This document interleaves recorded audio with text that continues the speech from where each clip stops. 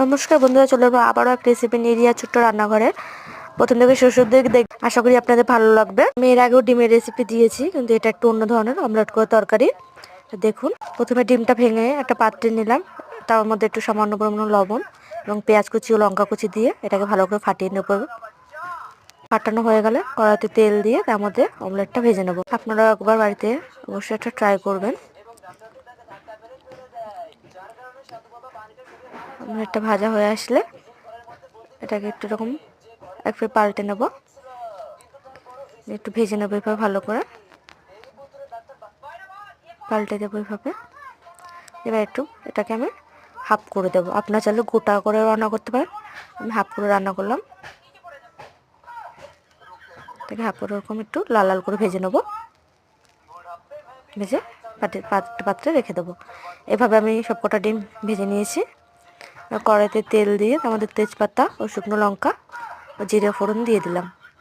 এটাকে একটু নাড়াচাড়া করে এর মধ্যে কেটে রাখা পেঁয়াজ কুচি দিয়ে দিলাম। দিয়ে পেঁয়াজ কুচিটাকে একটু কিছুক্ষণ ভালো করে ভেজে নেব।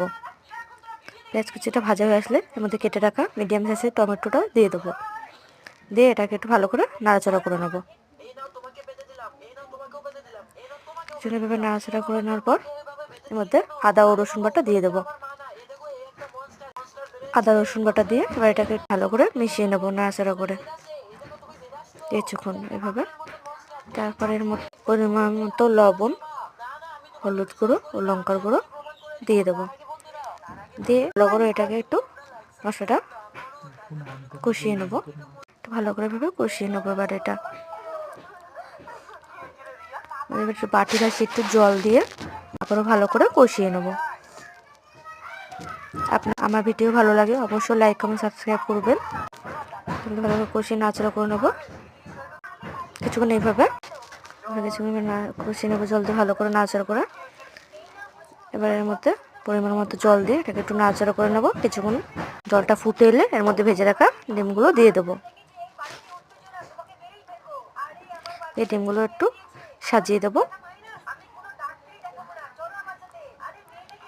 সাজিয়ে দিলাম, কিছুক্ষণ রাখবো রেখে। এর মধ্যে এবার কেটে রাখা কাঁচা লঙ্কা ফাড়া দিয়ে দেবো, দিয়ে কিছুক্ষণ এবার রাখবো 5 মিনিট। 5 মিনিট পর মধ্যে একটু শাহি গরম মশলা দিয়ে দেবো। রান্না হয়ে এসছে, এবার এটাকে নামিয়ে নেব। কেমন হচ্ছে সবাই বলবেন। রান্না হয়ে গেছে, দেখুন কত লোভনীয় হয়েছে দেখতে।